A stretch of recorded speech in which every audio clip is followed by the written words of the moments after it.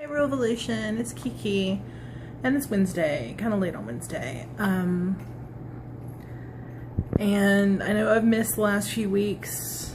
Things have been rough, and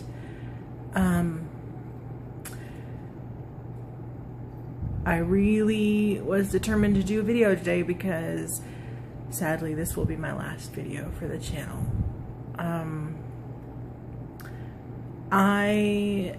I've talked about before how I have PTSD and I suffer from severe depression, and I've had a lot of really stressful things going on as of late. My last surviving grandparent has been in the ICU for over a week.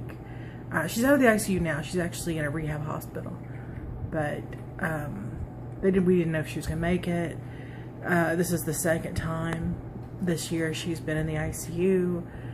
And my grandfather, this is my grandmother, and my grandfather, we lost him last year, and she's just, I mean, they were together for over 60 years, and she's just not doing well.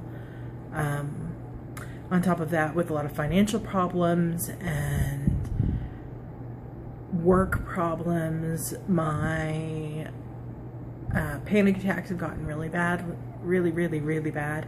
I've started having nocturnal panic attacks. Essentially every night I wake up multiple times just in the middle of a panic attack, and it's affected my work, where I've been missing work, and it's just become really bad. And as much as I love this channel, as much as I love making videos, I don't even remember most of the time what day it is, let alone remembering that I have to do a video for Wednesdays. So I'm going to leave the channel and take, focus on trying to get myself back in a good place. And I'm going to try periodically to vlog on my own channel. The Kikwat, I'll link under if you want to, subscribe there, just to keep up to date on what I'm doing. If I do vlog, everything's kind of up in the air right now. I've pretty much had to, because of financial issues, I've had to sell like 50 to 60% of the stuff in my house just to be able to make ends meet. It's just so much stress. Now that's not what this whole video is about. What I wanted to talk about, and especially it's extremely topical with losing Robin Williams this week. Very sad, but also in the fact of he deals with depression, or he's dealt with depression. He did end up ending his own life. Supposedly, I don't know if that's actually been verified or not, but that's what is being said. Anyway, and I kind of want to talk about, when we talked about it when we kind of chatted together about it, and I was talking about the invisible disabilities that can cause havoc in your life, because that's what it is. People can't see. It's not like a physical disability that you can see, someone's lost their leg or whatever the case may be. They can see that physical disability. Invisible disabilities are extremely hard because a lot of people just don't understand them. You hear the whole thing of people just telling depressed people to, to buck up and feel, stop acting so mopey, or people with PTSD to stop being so scared, or stop being so jumpy, or whatever. Like, we can just flip a goddamn switch in our head, and it wreaks a lot of havoc when you're trying to just live a healthy life. One of the biggest things for me is getting enough exercise, because of I live with so much fear, and I get so upset being around people. Pretty much, if I could just shut myself off in my house and just live there, live as a hermit, I would be a happy person, because I don't like being around people. I do, but I don't. I mean, I like having fun and enjoy, joking with people, but I usually get extremely overwhelmed, and I start panicking and freaking out, and then it just makes things not fun. And if it's something that's pre-planned, I'll sit there and psych myself out about it. If it's something that kind of spontaneously happens, I tend to do a lot better. Not where it just kind of you know, jumps at me because I do startle quite easy, but if it's just something that kind of happens, like people just gravitate together, like there's been times at work or with friends where it starts off with one person and another person shows up and just, you know, things just spontaneity and getting together and having fun. And that I actually deal with a lot better because I don't have to deal with knowing that it's going to happen in the future.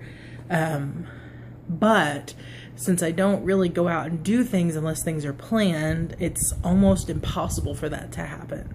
So it's extremely frustrating.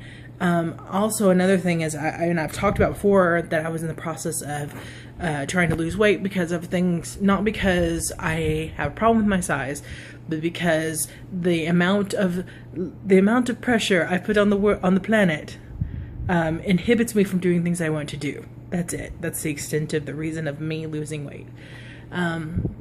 But it's a real drawback for me because losing weight is actually one of my triggers. It causes me, if anyone notices I lose weight, I start having severe panic attacks, start freaking out. And because I've always seen, at the very least subconsciously, mostly not subconsciously, that being the big fat girl protects me from anyone touching me, because I still to this day I cannot stand to be touched by anyone, and so being fat is a way of protecting myself. And I learned, I have a drink over there, I learned the hard way that just because you're fat doesn't mean you're not gonna get hit on or assaulted, or it's just a ridiculous notion that apparently is out there in the mainstream. Yes. So, I mean, I just kind of wanted to talk about it because, like, I'm rambling. I'm sorry, I'm very, very tired. I've not been getting a lot of sleep lately. But it's extremely frustrating when